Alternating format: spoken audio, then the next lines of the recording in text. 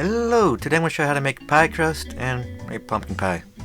Now the first thing you want to do is take 2 cups of flour, a teaspoon of baking powder, half teaspoon of baking soda, and a half teaspoon of salt, and you want to shift it together so it's nice and airy. And you want to add in a stick of butter and you want to cut it into the flour. Now you want to make sure the butter is at room temperature and you want to do it nice and fine. And you also want to make sure the butter does not melt, so it's best to use cold equipment just to make sure it happens. And you want to keep your hands out of it as much as possible because your hands will transfer a lot of heat. If you don't have a tool like this, you can use your hands. You just gotta take breaks and make sure the butter stays not melted. Then the second stick you want to add in, make sure it's coarse, and cut it in. Once it's all cut in, nice and coarse and fine, you want to start adding water, a tablespoon at a time. Because you don't want to add too much water or you get the wrong consistency. With too little water, you always add a little bit more at a time.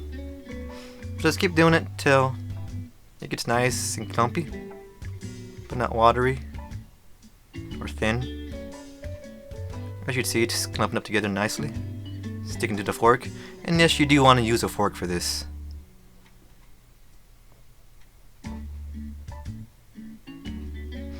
You want to squish it all together in a nice little ball.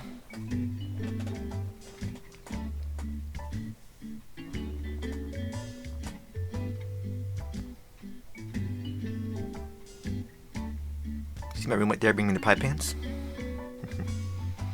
Then once you get a nice ball, you want to put on the parchment paper, wrap it up, and put it in your fridge for a while so the butter hardens while you work on the pie filling. Now it's just a cup of sugar, cinnamon, nutmeg, ginger, and cloves, ground cloves. I'll put the recipe down in the description. You just want to take the pie can filling and cream it together. Now I am just following the recipe on the can, so you can do that too if you want. So I want to try it and see if it's any good. I just want to mix it all together till cream it and well combine. Add the 1 can of evaporated milk. Give it a stir. Now I'm adding the other can to the can of pumpkin filling just to get all the pumpkin bits out. And add the mixture and give it a stir. Now you want to stir it till the color is nice and even. And you add in 4 eggs. And give that stir till it's well combined.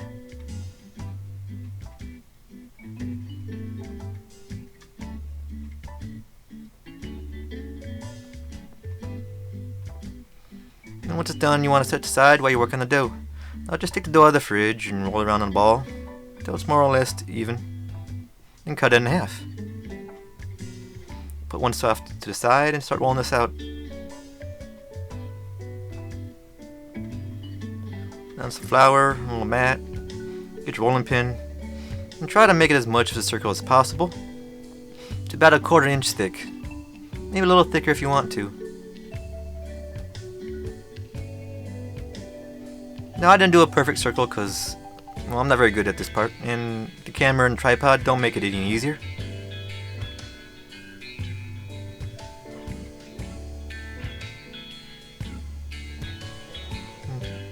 Take the pie crust and put it in the pan.